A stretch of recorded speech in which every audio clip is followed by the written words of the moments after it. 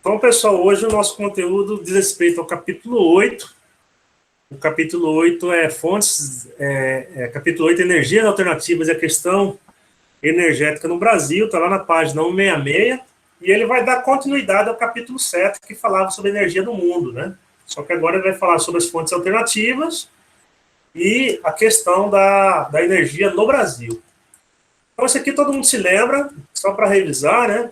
As fontes alternativas são energias que nós obtemos aí do meio natural, tá? E que você vai ter de forma praticamente renovável, né? Então, sempre teremos água, ventos, radiação solar, onda e maré, né? O calor da terra. Podemos plantar e termos biomassa. Então, aqui são alguns exemplos de energias alternativas, fontes alternativas de energia. Então, vocês se lembram que a água, eu posso fazer uma barragem e dar origem a uma hidrelétrica, né?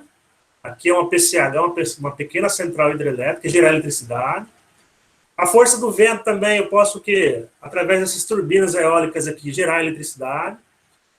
A energia solar, a radiação solar pode atingir essas placas aqui, placas fotovoltaicas, e gerar energia também, energia elétrica. A maré, o movimento vertical do mar, né? Eu posso aproveitá-lo para gerar eletricidade. A onda também, ondomotriz. O calor interno da Terra, a temperatura muitas vezes elevada, que aquece a água no interior da Terra, gera um vapor bastante aquecido, eu posso usar a energia geotérmica. E o que eu planto, né? Muita coisa que eu planto, soja, milho, cana-de-açúcar, eu posso depois esmagar esse material, processar esse material e gerar também o quê? Gerar energia. Então, aqui são as principais fontes alternativas de energia. Por que eu estou dizendo isso? Porque vocês sabem que nós dependemos muito do petróleo, do carvão e do gás, que são combustíveis fósseis, só que eles são o quê? Não renováveis.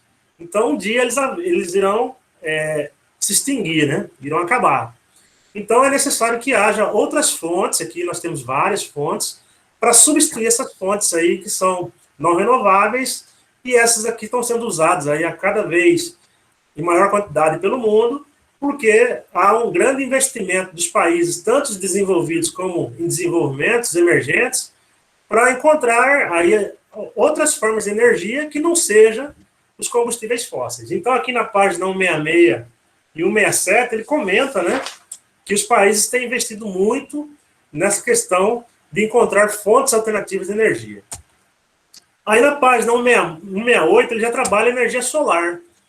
Então, vamos supor, os países que estão na região tropical, que recebem muita insolação, eles têm uma energia ali praticamente gratuita, que é a energia da radiação solar, não é? Então, o que o homem inventou no passado? Placas que captam essa energia e processam essa energia, gerando o quê? Gerando eletricidade. Essas placas são colocadas geralmente na superfície dos telhados, né? Das partes altas, e ali ela recebe essa radiação, e aí, para um processo mesmo industrial, um processo de fabricação, ela gera energia para residências, para prédios, para condomínios, enfim, para vários tipos de moradia. Então, hoje é muito comum você ter o uso da energia solar, que é uma energia extremamente renovável, propícia para os países tropicais, onde tem muita insolação ao longo do ano, e o consumo dessa energia e a produção dela tem aumentado. O problema maior da energia solar é a compra, a aquisição dessas placas, desses painéis fotovoltaicos que ainda são caros. Mas a concorrência entre as empresas tem feito com que o preço do painel ele tem caído aí, né? Tem diminuído, tem reduzido aí ao longo do tempo. Então é muito comum você andar em vários bairros, em vários locais, que até mesmo em nossa cidade você encontrar casas aí, prédios com esses painéis captando energia solar para transformar essa energia em energia elétrica. Aí você usa para vários fins, né? Vários aparelhos utilizam a energia elétrica e uma parte dela você pode se tiver excedente, você pode jogar na rede de distribuição. Ou seja, a companhia de energia pode receber uma pequena porção do excedente da energia que você gera ali diariamente. Tá? A companhia fiscaliza todo esse processo, no nosso caso aqui é a Energisa, não é?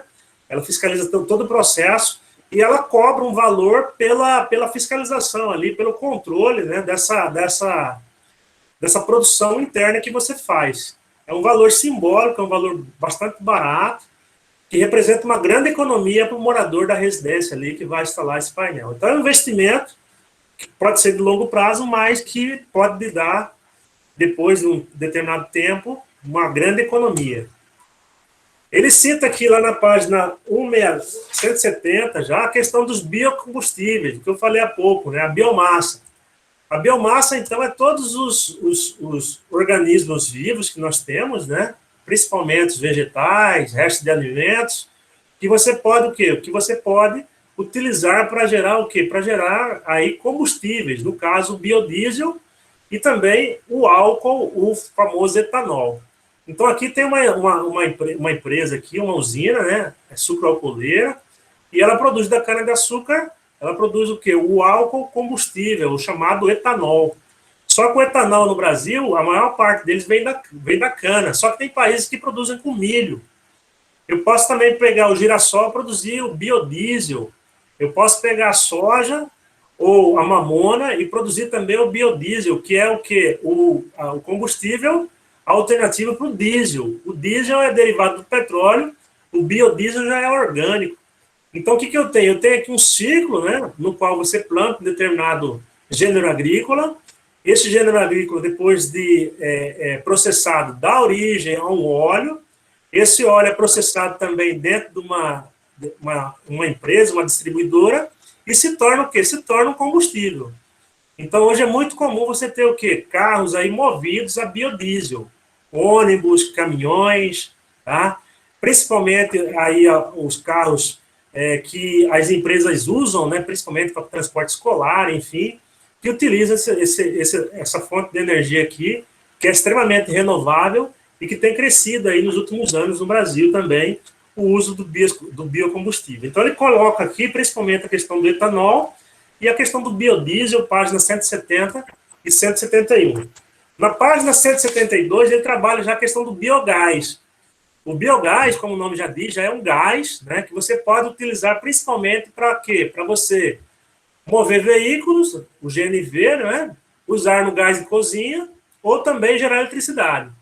A diferença é que o biogás é a biomassa que vem ou do esterco dos animais ou da matéria orgânica, principalmente de alguns restos de alimentos e de compostos mesmo, de florestas, de plantas. Eles são colocados dentro desse material chamado biodigestor. Ali dentro ele gera um gás ali, não é? E esse gás vai ser o quê? Aproveitado tanto para a geração do gás natural como para a geração de eletricidade em uma usina, no caso aqui, termoelétrica. Uma parte desse material aqui, o que não virou gás, se torna matéria orgânica e dá para se transformar o quê? Transformar em fertilizante lá, para ser reaproveitado novamente. Aqui tem um exemplo, né, mais simplificado do que eu disse, como pode ser usado o biogás. Então, você tem restos de alimentos, de frutas, enfim.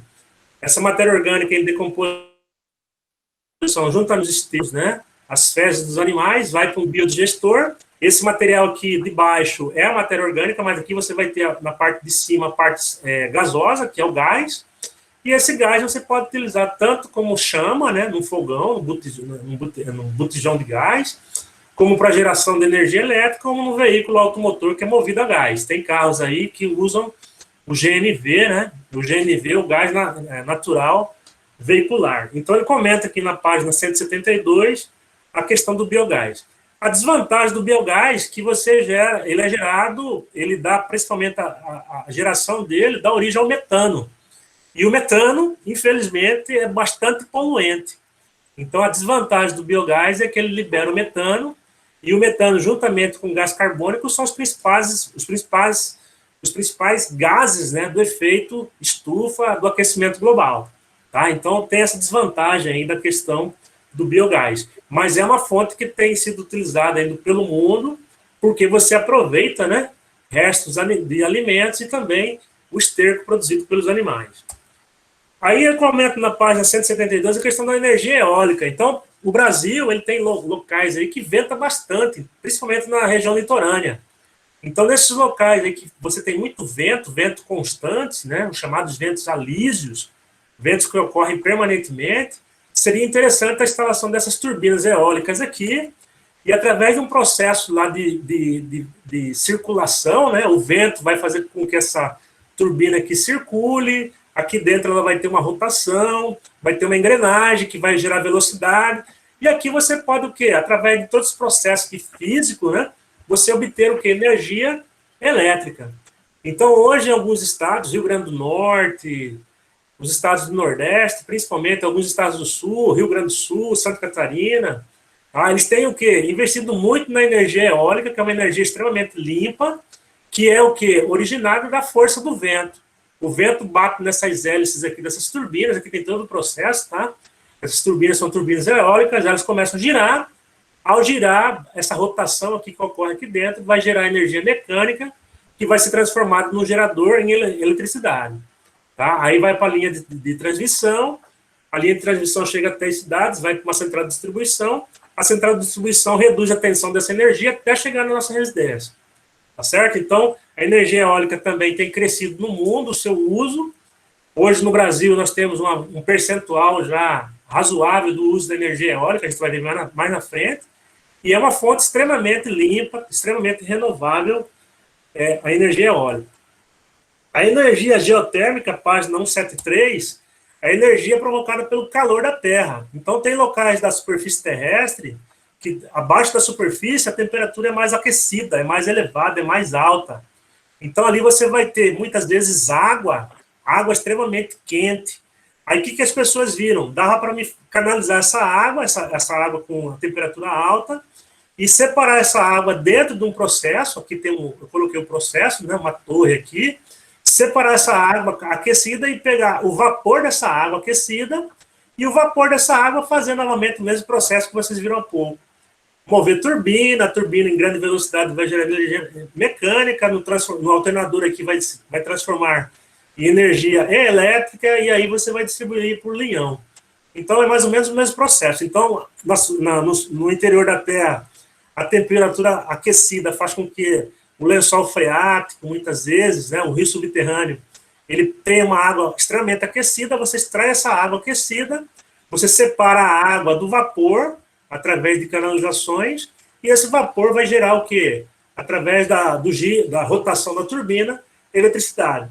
Então, ele coloca aqui na página 173 que tem locais propícios também para a instalação de usinas geotérmicas. Não é o caso do Brasil, tá? O Brasil não tem aí praticamente usinas aí geotérmicas no nosso território, mas tem países que têm o subsolo bastante aquecido, principalmente em áreas vulcânicas, não é? Áreas que já tiveram vulcões ou que têm vulcões soterrados, você vai ter essa atividade, porque você vai ter uma atividade magmática ali maior. Na sequência, lá na página 175, ele fala sobre o Brasil agora, pessoal. Ó, isso aqui é importante. O Brasil, ele segue mais ou menos o que ocorre no mundo. Vocês viram no conteúdo anterior que o mundo depende do petróleo. Nós somos o quê? A civilização do petróleo. Só o petróleo tem mais de 300 derivados. E o Brasil, se vocês pegarem aqui esse gráfico, né, esse gráfico de pizza, a maior parte da matriz energética, a maior fonte de energia do Brasil é do petróleo e seus derivados. Então, você vai ter o quê? Cerca de 1/3 do que a gente consome de energia é proveniente do petróleo. Só que aqui nós temos o quê? Uma grande contribuição da biomassa, que no caso aqui é a cana-de-açúcar, e também muito uso da água, que é a energia hidráulica. Aí ele vem para o gás e tem outras fontes aqui. Aí quando eu coloco que a nível do mundo, ó, o Brasil não está distante do que ocorre no mundo. No mundo você tem o quê? Uma dependência de 31% dos países usam como matriz energética o petróleo, o carvão e o gás. Só aqui vai dar 70% do que o mundo consome. 3 combustíveis fósseis que são altamente poluentes para a atmosfera. O Brasil, ele tem o quê? Uma dependência menor dos combustíveis fósseis e cerca de 40% do que nós consumimos hoje já, pessoal, já é de energia alternativa, ou seja, nós temos uma dependência de 60%, diferentemente do que ocorre no mundo. Ó, se você pegar uma soma aqui, né, uma soma matemática, vai dar 71% do que o mundo consome é de combustíveis fósseis. Tá certo? Energia hidrelétrica, ele coloca lá na frente, lá a questão da energia hidrelétrica, tá, pessoal? A energia hidrelétrica é a principal matriz elétrica, tá? Não vão confundir. Matriz energética, fonte de energia, e matriz elétrica é o que gera eletricidade. O Brasil é um país extremamente dependente das águas, 60% a eletricidade produzida no Brasil provém da força da água, energia hídrica, energia hidrelétrica. Então, o Brasil tem esse know-how, é um dos países que tem o maior conhecimento na construção de barragens, de usinas hidrelétricas, e hoje a energia que nós consumimos, boa parte dela vem da força da água. Então, o que, que você tem? Você tem um problema que nós podemos colocar como problema, porque quando chove pouco, os reservatórios secam, né? Os reservatórios recebem menos quantidade de água, automaticamente você vai ter que usar as outras usinas, a termoelétrica, principalmente a termoelétrica. Aí você aumenta o custo de geração de energia. Então, a desvantagem da usina hidrelétrica é que ela depende das chuvas. E quando você tem uma época do ano que chove pouco, você vai ter um problema ali para gerar energia. Aí, quando você vai utilizar outras fontes, principalmente o carvão, o gás e o petróleo, derivados, você aumenta o custo da produção da energia. Em 2001, nós tivemos um problema seríssimo, ele coloca aqui no livro de vocês, página 177, que foi a questão dos apagões. O Brasil estava começando a crescer novamente, depois da década de 90, nós tínhamos lá um consumo bastante elevado de energia, só que o governo não conseguiu acompanhar o consumo. O que aconteceu? Chegou um momento que o consumo passou a ser maior do que o quê? Do que a oferta da energia. Aí o governo teve que o quê? Além disso, nós tivemos pouca chuva naquele momento, 2001 e 2002, e isso gerou a limitação da geração de energia. Automaticamente, o que você tem? Você vai ter o quê? O racionamento. Então, o governo, na época, criou um plano onde ele estabeleceu que as famílias teriam que ter um consumo máximo de energia por mês. E ele estabeleceu para cada residência um consumo máximo da média que eles consumiam. Então, se a sua média era 200 kW, 300 kW, você não poderia ultrapassar aquele valor. Ou seja, você tinha que estar dentro daquele valor médio que você tinha nos últimos anos de consumo. Então, esse racionamento ele foi feito em 2001, em 2002, tá? Porque nós tínhamos um grande aumento no consumo, principalmente na atividade industrial. É ela que mais consome, tá? Da atividade industrial e comercial, depois que vem a doméstica, tá? E você tem o quê? Você tem um racionamento produzido pelo próprio governo para tentar evitar um colapso do sistema. Tá? Então, o governo teve que o quê? A partir do apagão, ele teve que investir na construção de novas usinas hidrelétricas. O Brasil tem muitos rios que podem ser aproveitados para a construção de usinas hidrelétricas. E ele fez o quê? Ele estabeleceu o quê? Que era necessário esse racionamento e era necessário investir em fontes alternativas e aumentar também a construção de usinas. Aí surgiram novas usinas aí. A última delas inaugurada foi Belo Monte. Tá? Então, aqui na página 177, ele comenta sobre os apagões, e na página 178 ele fala com relação à fonte que nós temos, que é a principal matriz energética do Brasil, que é o petróleo. Então, o petróleo é a principal fonte energética do Brasil, vocês viram há pouco aí, né? 36%. O que acontece? O petróleo ele é um combustível fóssil, nós encontramos ele na maior parte no litoral, na plataforma continental, é uma área do mar submersa, e o Brasil ele não é totalmente autossuficiente, ele ainda ele produz uma grande quantidade de petróleo, mas não refina. E aí o que ele faz? Ele compra muitas vezes petróleo refinado. E a empresa que até bem pouco tempo controlava todos os processos era a Petrobras. Era uma empresa estatal, foi criada no governo do presidente Getúlio Vargas, lá na década de 50, e ela controlava todos os processos. Em 97, houve a quebra do monopólio da Petrobras, outras empresas puderam também explorar o petróleo no Brasil. Em 2007, 10 anos depois, aconteceu um grande fato, que foi a descoberta do pré-sal. O pré-sal é um campo que nós temos de petróleo abaixo de uma camada de sal, entre 5 e 7 mil metros, 7 mil metros, 5, 7 quilômetros, né? Vamos colocar em quilômetros, que nós temos na plataforma continental, na região litorânea, tá? Entre os estados do sul e sudeste ali, e um local muito rico em petróleo. Então, em 2007, houve essa descoberta desses campos do pré-sal, e aí o governo viu que seria uma fonte bastante importante de recursos, porque o mundo depende do petróleo. Tá? Mas aí o que você tem? Você tem alguns outros governos que fizeram transição, que começaram a vender partes da Petrobras, e hoje você tem o quê? Uma parte dela já quase que privatizada, praticamente, uma parte dela não explorando petróleo, as outras companhias multinacionais explorando. A gente perde um pouco de soberania, só que a gente ganha competitividade, porque outras empresas também possam atuar no Brasil.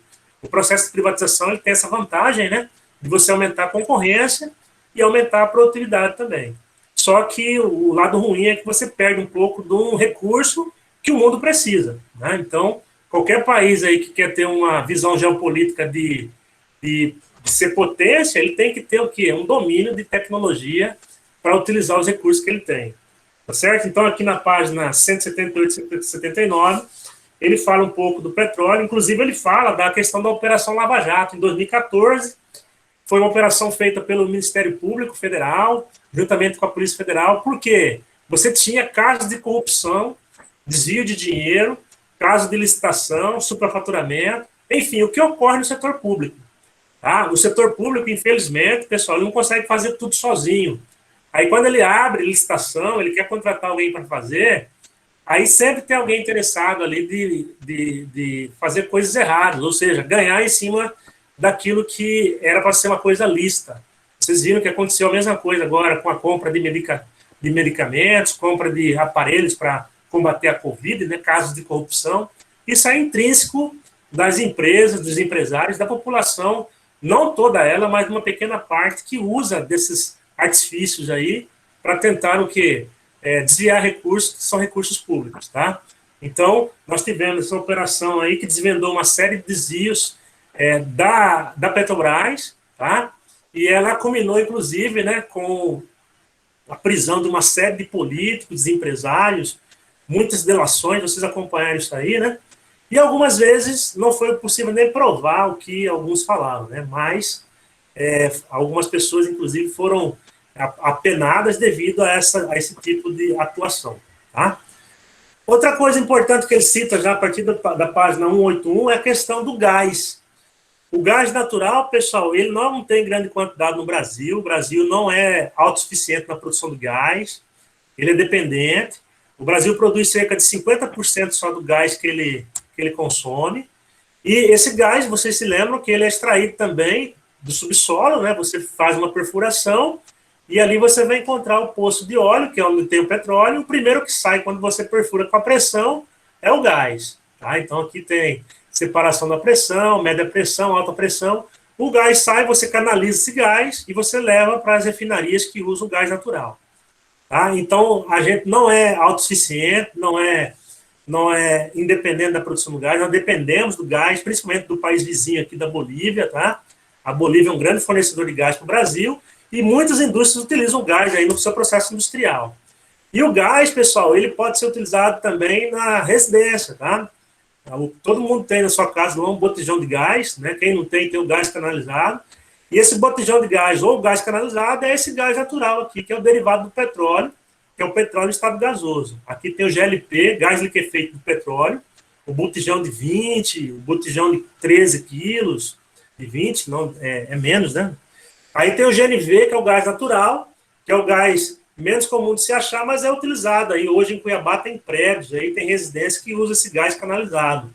Nas grandes cidades é comum você ter vários locais lá onde o gás é canalizado, a pessoa recebe o gás na sua residência e usa lá uma conexão para fazer os seus alimentos com aquele gás que é canalizado e paga pelo consumo desse gás. Correto? Então, o GLP e o gás natural, o GN, né? Eles são muito comuns nas cidades, nas residências, e nós temos também o GNV, que é o gás natural veicular, que é o gás também que nós utilizamos mais para mover os veículos com motores a combustão de gás. O problema do GNV, do gás natural veicular, é que ele é o quê? Ele não é comum em várias cidades, no caso do Brasil.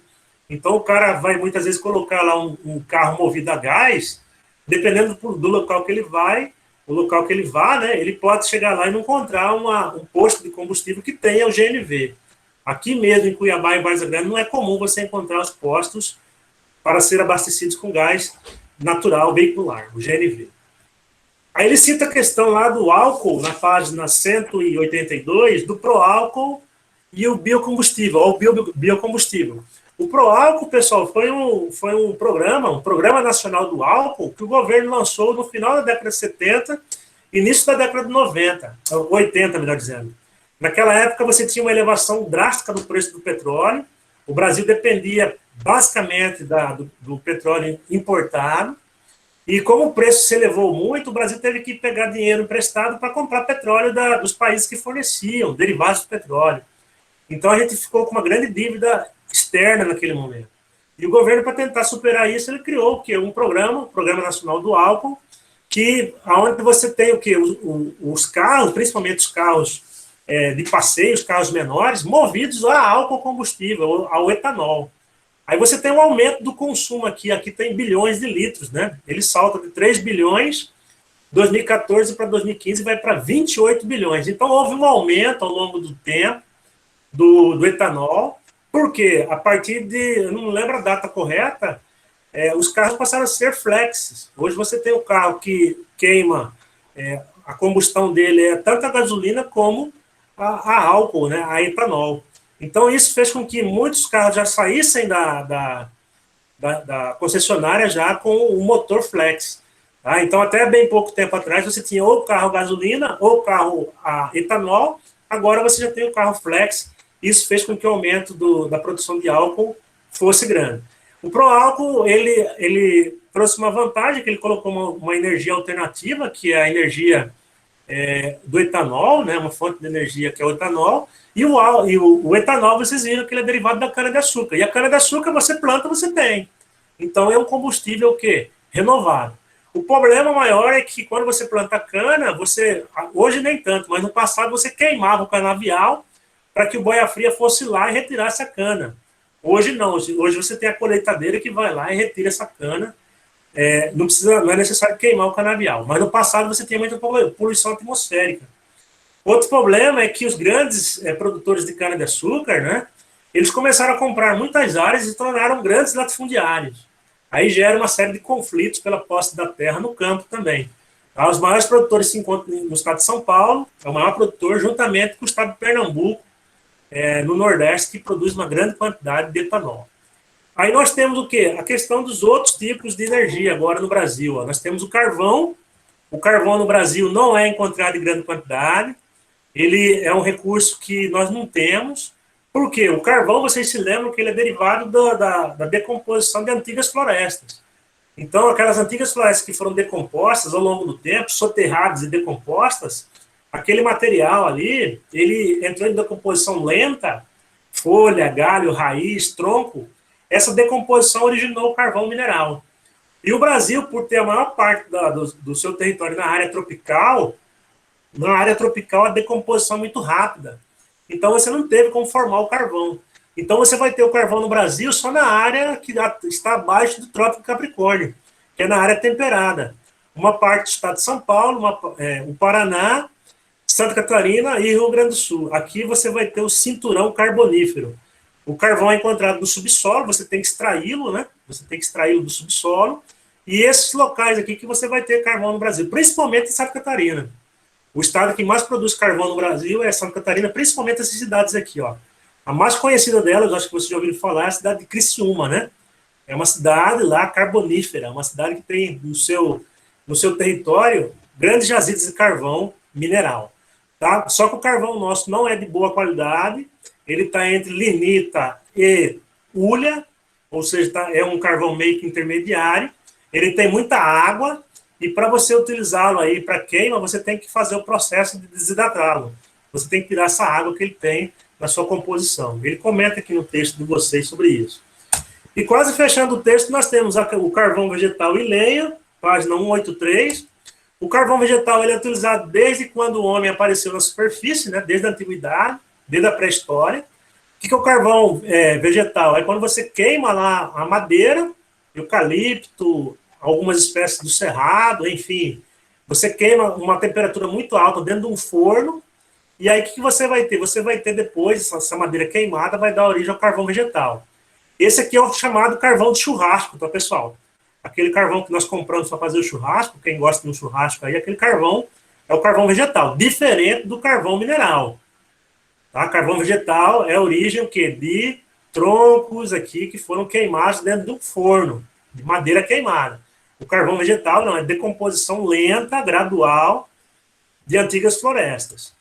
E a lenha, ela é comum no Brasil, principalmente nos locais onde a população tem uma renda mais baixa. Porque você pega madeira seca numa área, né? Essa madeira seca você usa lá para fazer alimentos, para esquentar uma água, ou seja, fogões a lenha, forno a lenha, né? Muito comum aí em sítios, em fazendas, até mesmo na cidade, né? Eu conheço muitas pessoas aí humildes que falam, ó, não tem como comprar um botijão de gás, eu tenho que acumular madeira lá em casa para fazer lenha. Aí pega aquela madeira, corta aquela madeira e utiliza para fazer lenha, e dessa lenha ela gera calor para aquecer uma água para fazer alimentos. E nós temos também a questão do biodiesel. A gente disse agora há pouco, eu falei para vocês agora há pouco, esse gráfico aqui está um pouco desatualizado. Ele coloca que nós temos o quê? 43% de dependência do petróleo, vocês viram que era um pouco menos, 36%, né? 2004. E você tem o quê? Um grande uso aqui da biomassa, ó, 27%, lenha, carvão, cana e outros. Ou seja, você tem um grande uso da biomassa no Brasil. Aí, se você pegar a biomassa mais a energia da água e hidroeletricidade, você vai ter mais de 40%. Então, o que vocês viram, que eu comentei lá atrás, o Brasil tem essa vantagem. Da matriz energética do Brasil, praticamente 40% ou mais dela é totalmente renovável. São as energias, o quê? As fontes de energias alternativas. Tá certo, pessoal? Aí ele fecha o texto de vocês, lá na página 183, a questão da energia nuclear. Então, nós já vimos o que é uma energia nuclear, como que ela se forma, né? Ela utiliza o quê? Minerais radioativos, tório e principalmente urânio. E você tem o quê? Uma usina nuclear que pega esse material radioativo, coloca dentro de um reator e ali dentro ela faz o quê? Ela faz um processo de fissão nuclear. Esse reator ele é aquecido, ele aquece uma água, essa água deixa o estado, ela passa do estado líquido para o gasoso, e o vapor vai mover turbinas, aí o processo é igual. As turbinas vão gerar o que? Na rotação, energia mecânica, no gerador, ela vai gerar energia elétrica. No Brasil, nós temos energia nuclear, usinas nucleares somente no Rio de Janeiro, Praia de Itaúna. Tem a usina de Angra 1 e a usina de Angra 2. Angra 1 inaugurada em 85, Angra 2 em 2001, a potência de cada uma, né, 650 megawatts, 1.350 megawatts, tá? Só para você ter uma ideia, a de Manso, aqui próximo da gente, gera 220 megawatts, tá? Então, só a Angra 1 tem 3 vezes Manso, a Angra 2 tem várias vezes Manso, tá? E aí as duas são responsáveis por 2,5% da energia consumida no Brasil, da matriz energética no Brasil, mas que varia, tá? Geralmente menos. E tem também a construção da Angra 3, também no Rio de Janeiro. Não está pronta ainda, era previsão para estar pronta agora em 2020, mas não vai ser concluída, né? Não vai ser concluída, quase não sai.